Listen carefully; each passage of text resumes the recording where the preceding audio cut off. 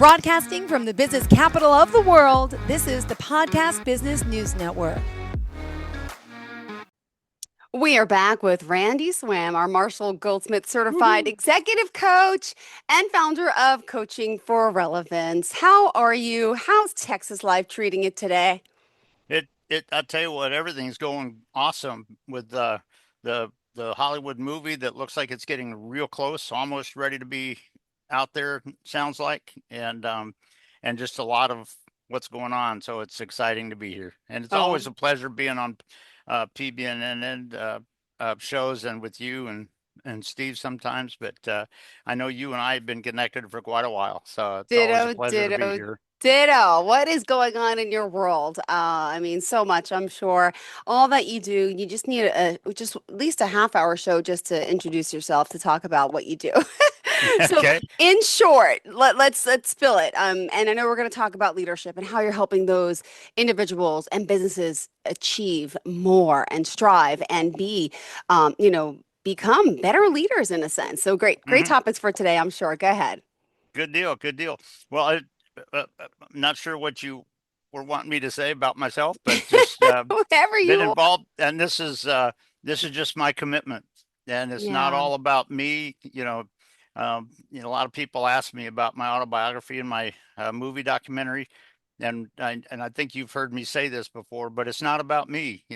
For that, I mean, it's a good story, but even after, if it's 20 years after I take my last breath down the road, um, if I don't mind if people don't remember my name, but what I hope is that there was this one guy that brought out this insight that, I applied it to my life and boy, it made a difference. And that's what I want. And so when I am working with pilots and flight crews and jet pilots and all that, guess what? I bring neuroscience, I bring the coaching aspect to it.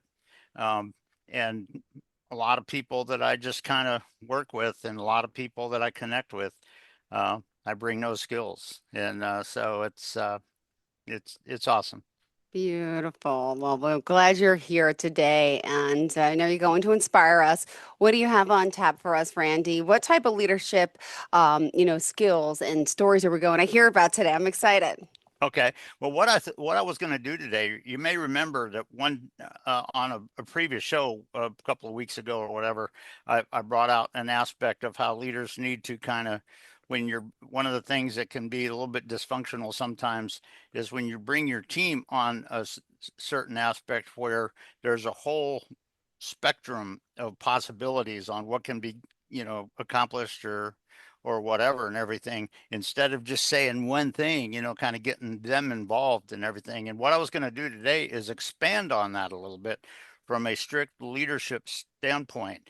And what I'll mention is one sort of dysfunctional approach that a lot of uh, managers out there, people have that they don't understand. There are a lot of good leaders out there and stuff. So I'm not saying that about everybody, but you do see some evidences of this one dysfunctional approach, and I'll mention why it's not good, but also how people need to kind of be thinking differently when you're leading your team, particularly in an unpredictable, rapidly changing environment, and particularly when you're moving into uh, a strategy and environment where it's not just one little thing, but there's a whole spectrum of possibilities in it and things like that. So I'll bring a little bit of that aspect to it.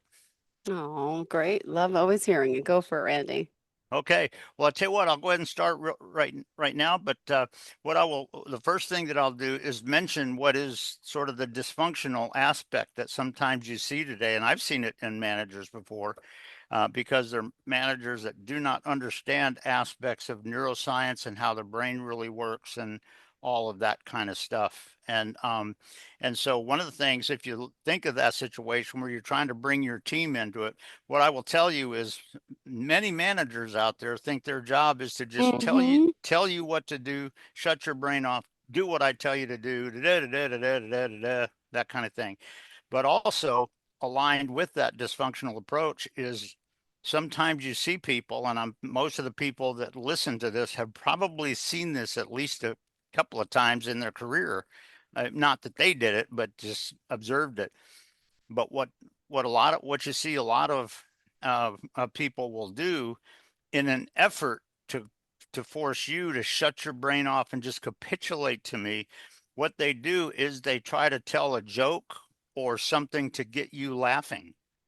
And if you and in their mind, what that's doing is bringing you into their thing kind of here and everything. But you don't understand aspects about the neuroscience and how that truly works. And I'll just mention this very quickly and then bring out a couple of aspects of it. But when you do that, you are disconnecting people. And a lot of people understand that you've got a dysfunctional goal. And when you're doing that, and a lot of people, they may have laughed for a second, or some of them may not laugh at all, because in their brain they're saying, "What in the heck is this person doing?" Kind of, and that kind of thing. And so I just got to understand that. But what I will mention to people is this: when you're thinking about trying to instill a degree of synergy Mm-hmm. in your team and your people, and making them feel like they're a team and they are one and they come together. And even when there's challenging situations coming on board, they come together automatically Yeah. with you. And that is what you want with the team. And when you understand neuroscience, the neurotransmitter, the chemical that the brain releases to help people feel that, is the chemical of oxytocin. That's Mm-hmm. the chemical that makes people feel connected and everything. And that doesn't happen if you just try to take a joke in such a way that you just make them, kind of thing, whatever. And some of the things you got to realize on this is when you're talking about an aspect of leading your team and developing your team to be truly aligned and synergistic, where they're feeling oxytocin. Um, what you gotta really kind of understand is the if you think about some of the aspects that make people want to be a part of your team on their own decision, kind of thing. What you do is you make it such that they want to be a part of what you're doing. And that doesn't necessarily always happen just when you're dictating to them. The fact is Yeah. when you gain clarity in where your team is wanting to go, and there may be some times where you got to do that, gain some clarity on what we want to accomplish. But guess what? When they feel that you are connecting with them as a leader, you are connecting with them in such a way where you're not just dictating and shutting them down and telling them to shut their brain off and just do what I tell you to do and all that. If to the extent that you're doing that, you're completely shutting off the synergy and the oneness. But when you interact with them in such a way that their brains are, releasing the neurotransmitter of oxytocin, and they're wanting to be a part of what we're doing.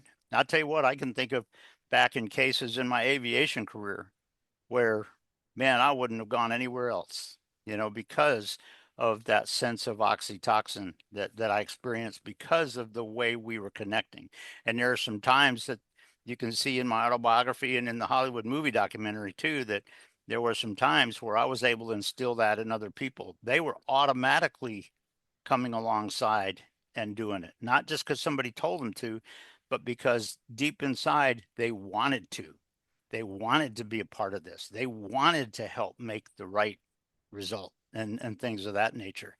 But it's just something to think about when you're talking about your aspect of leadership. And also, if you think about it, in your team, are you developing them so that they can become leaders in the organization as they move forward? And the bottom line, are you helping them build this awareness into them, kind of thing? Guess what? If you can truly do that in a way where you're asking the right questions, and a lot of times it's not just me telling you what to do, but it's asking the right questions and get you thinking a little bit. And you know what? You bring out some thoughts. Now I may have some other questions kind of thing, but bringing out some other thoughts, and they may all of a sudden have an insight that nobody else saw. And it might be an insight that everybody else on the team goes, oh yeah, didn't think about that. Or it may be something that you say, you know what, that's a great point and that's a good thing. There's one thing we have to be aware on that and be careful of, and get their thinking on that and everything. But if you think about this aspect of true leadership and neuroscience and how you're truly leading your team in a challenging environment where it's not just rote academic, it's not. And if you think about it, one of the true things of leadership, as you'll hear me, you'll hear this on the movie documentary, I'm sure, kind of thing.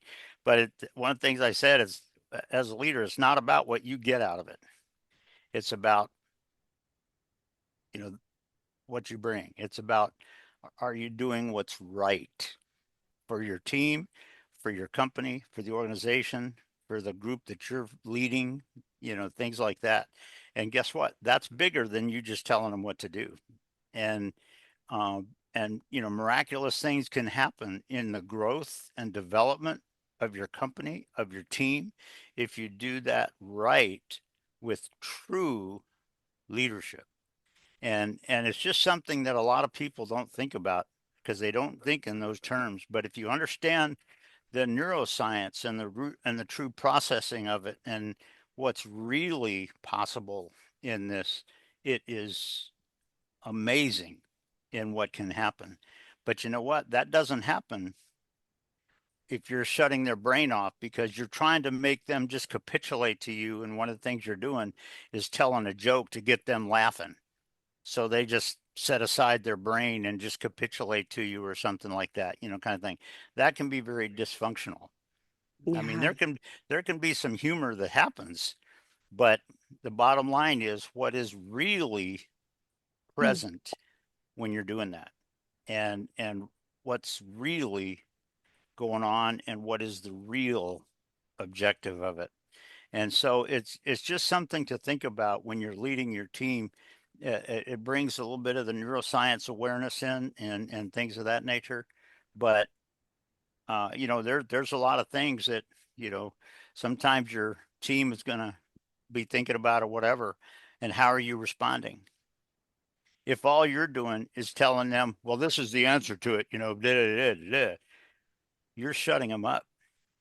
There's a number of times, and I think you've heard me share one or two times. I know it's in the autobiography too, and all that. But there've been one or two times where I I heard where the team was sort of discussing and kind of going somewhere, just in terms of their thinking.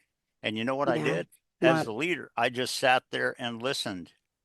And I think I shared this one time before, but there was uh, one person that I know. He and I were both F4 guys in the Air Force, and we knew each other from that perspective. But he was going to jot some notes down by some of the things that they came up with, and he sat down. But then he realized that the boss was right in the room with him, and he froze for a second. And he just looked at me, and all I did was I nodded my head and I winked at him, and he smiled and sat down and jotted some of the notes that they had come up with and stuff. And but the question on that is, when you're talking about a challenging, unpredictable situation, if all you're doing is trying to shut your people's brain off and just capitulate to you and all of that, and sometimes trying to make them dependent on you, and a lot of people will make a joke or something to get you laughing so that they think that you are, connecting with them. Guess what? That's not necessarily connecting with you. The bottom line is they may do that and not really being connected. They may chuckle for a minute while in their mind they're going, oh, that's kind of stupid, but okay, kind of thing, kind of thing. You never know. But the bottom line is, when you're talking about how you're really going to do that and how you're really going to help their brains to release the oxytocin, where they feel true synergism together as a team with you being part of that, you know, the way you get there is not just through academic dictate, kind of stuff, and, playing games with make believe humor and stuff like that. That's not, really building the oneness that you want. And and so it's just something to think about, the way people really think, want to be a part of your team. And here's one of the things that I'll share with people. It's not just about whether people kind of capitulate and stay in your team. It's, as you look at it, to what extent do they want to be here? What to what extent do they want to be a part of what we are doing? And you know what? That's a lot different than what a number of people out there sort of think about. And it's, a lot of people do that just in a way to try to disconnect and control and play dictatorial games and play superficial things because they have no understanding of what the neuroscience is really doing, how people really feel and experience and connect and all that. But it's just one aspect that leaders need to truly understand when you're doing that. And so it's like I say, I mentioned sort of the dysfunctional aspect of it. Avoid the dysfunctional aspect of it. Don't go there. Do it in such a way that your team, on their own senses, their own spirit, their own personality, they want to be with you and in this. They want to be a part of this. And you know what? That doesn't happen just because you make a joke. And that's what a lot of people, that's what a number of people out there, and I've seen managers do this before, where they specifically make a joke just to get you laughing. And what they're doing is they're having you shut your brain off and just capitulate to what I'm telling you to do, kind of thing. And if that's your only focus on it, that's dysfunctional. If you understand how you're really connecting with them and helping them experience such that, you know what, I want to be here. And you know what, when when Mm-hmm. when when challenging situations arise, Yes. what is it that's really going to make your people want to be a part of what you're doing? Doing those superficial things doesn't get it there. But you know what? If you connect with them in such a way and that true synergy is there and that true vision is there, guess what? Amazing things can happen, even when things are challenging and perhaps unpredictable and all of that. So it's just something to think about when you're talking about true leadership and you see the application of neuroscience and how the brain really works. And to the extent that you're shutting your team's brain off, and that happens when all you're doing is pointing fingers and dictating, kind of thing. If you ask valid questions that get their processing truly going, guess what? That's the other end of that spectrum. They can really get there and come up with amazing results and stuff. But so many people think it's just that I just got to control your thinking. I just got to tell you what to do and all this kind of stuff. If you're doing that, you're not truly leading your team. And so it's just something to think about when you're talking about all that, the neuroscience, the thinking, and the true aspects of leadership that some people don't think about today. And the other part of it is, realize um, what are some ways where you've seen people dysfunction on that, and what do they need to do differently? And if it's somebody that works for you, how are you going to interact with them in such a way where you're really developing in them the ability to grow and become better at that? And guess what? That's part of leadership. And it's, how you're developing your team in a true way. If all you're thinking about is, I'm just going to tell you what to do, so you'll do what I tell, and kind of thing, and we'll do what we're supposed to do. That's not leadership. That's not um, leadership. Now, in a really rapidly changing environment, or where something like, and of course in the military background, if it's a battle situation or something, you may have to be able to dictate, kind of what we're going to do right now. That can happen sometimes, depending on how bad it is. But to what extent have you truly grown your people to be able to trust the one time where you're doing that? If they think that that's the only way you're going to be in, doing anything, they're going to be shutting the brain off, and they're not, why bother? This is what they want to do. Okay, kind of thing. But if you have truly developed your team so that they understand that aspect about it, and they're really experiencing that oxytocin, which is making them feel synergistically connected with each other and with you, guess what? Miraculous things can happen. But that's something that leaders need to understand, and a lot of times they don't. And so it's just something to think about that people have to keep in mind. Well, I appreciate you sharing this with us. Again, Coaching for Relevance is what we're talking about, his company, his book, his movie. He does it all. And really, each and every time we learn so much more about leadership and insight. But really, I mean, you've just your career path, in a sense, has led you to become a leader. But not all those who have your career path, in leadership positions are really good leaders. You're right. and It and, takes a and there lot. is and there is some truth to that, because it's not just pure academic. Mm-mm. It's not just you going through and making everybody just do what I want them to do. That's not being a leader. Mm-hmm. That's being a dictatorial manager. And a leader is a lot different. And a leader entails a lot more than that. My goodness. Well, thank you. We still have more time to talk, Randy. And, in regards to your leadership and your skills, which I know he's very modest, doesn't like talking about, but this is your career now. I mean, part of it, you're helping others lead. You're giving them guidelines from your past experience. You can really empathize with them, what they're going through. Are you mostly working with individuals or businesses now, Randy?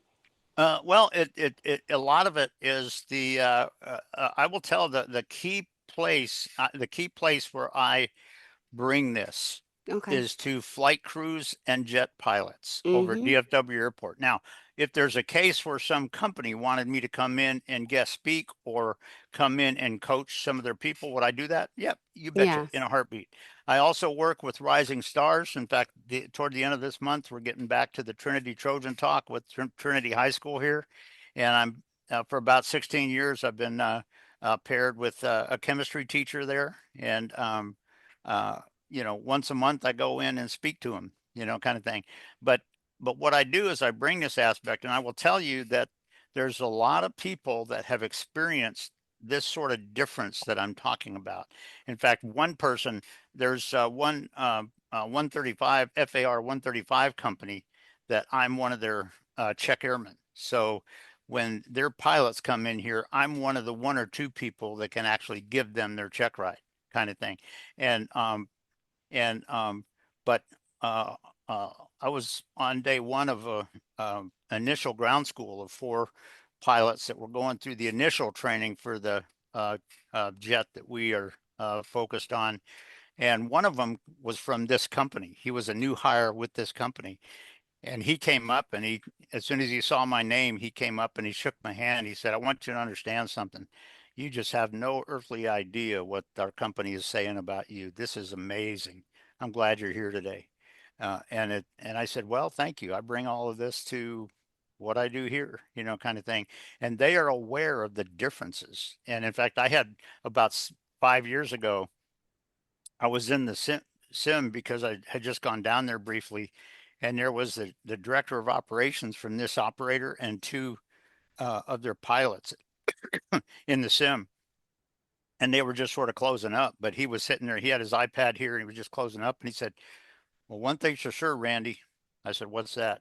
And he looked at me. Mm-hmm. He said, "You're the only one I want our guys working with." Now he knows they can't. They couldn't just do it Wow. with me because of schedules and all that kind of stuff.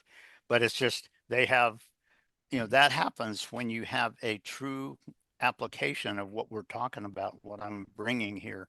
But to flight crews, to even to youth, to anybody else that comes in, and as you know, I bring a lot of this to the podcast shows that I'm on, and things of that nature, and everything. But um, and of course, it does bring it out a little bit in the movie, and it also brings it out in the autobiography. And so it's just that's where I do it. I'm busy. There's not a whole lot of time where I just sit around and wait. Nope. But I will say this, that there's to everywhere where I go, even if I'm just talking to people, and even the church that I go to, there's some aspects where this comes into play, and I bring it.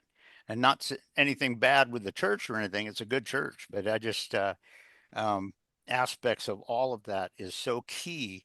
And I'm so thankful that in my life's journey, I had all that developed in me from what I observed, from what I learned, from what I developed, from who I became, and all of that kind of stuff. So it's,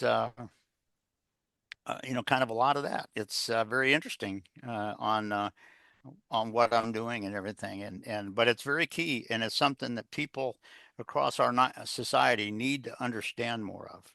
Yeah. And it's so yeah, it's pretty wild on that. Beautiful. Well, in our last few minutes together, can I have an update on what's happening with the film, with the book? Again, we got to remind people where we can get that from too.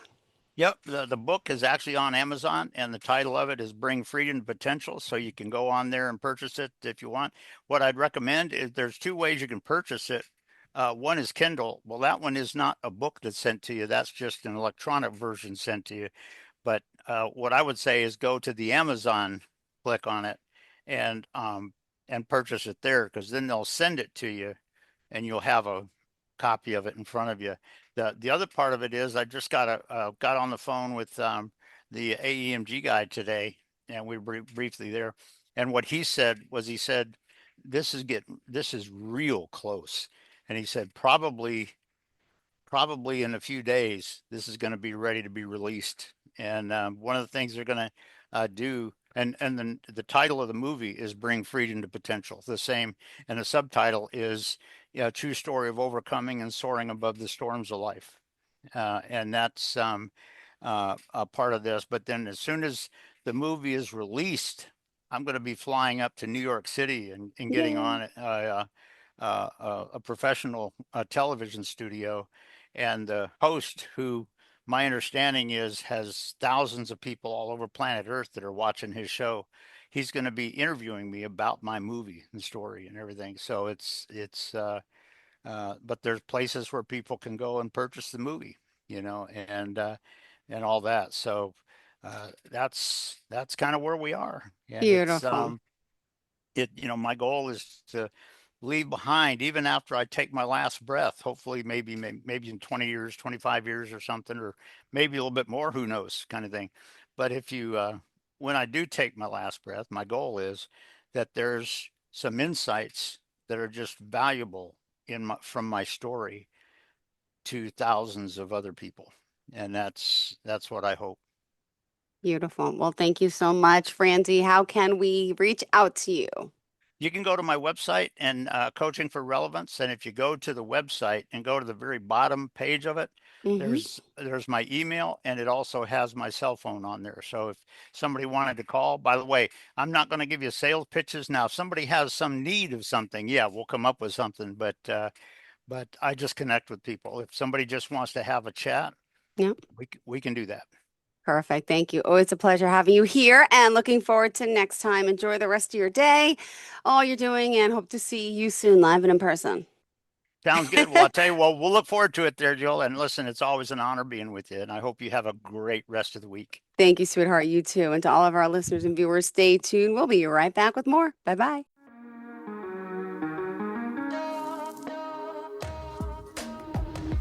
Broadcasting from the business capital of the world, this is the Podcast Business News Network.